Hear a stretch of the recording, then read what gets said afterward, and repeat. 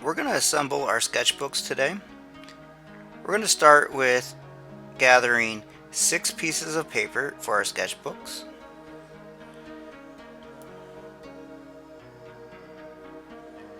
And we're going to take this paper and we're going to stack it up nice and neat and make a hamburger fold. Make sure we crease our fold. We will then take our paper and place it into the cover of our sketchbook. We want to open it up to the middle of our fold, and this is where we're going to staple it. We have 3 staplers, Betty, Melvin, and Ted. You want to make sure you put your staples into the crease of the fold and make sure the staples go with the crease, not against it. We want 3 to 5 staples.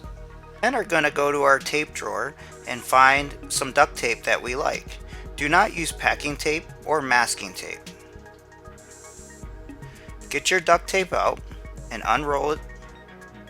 We're going to use our eyes and our fingers to measure, so the duct tape is slightly shorter than the width of the sketchbook. To tear the duct tape, make sure you put your pointy finger with your thumb behind and your other pointy finger with your thumb behind and give it a good tear.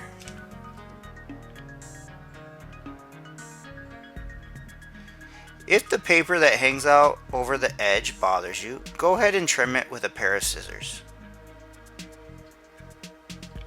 And that is our sketchbook.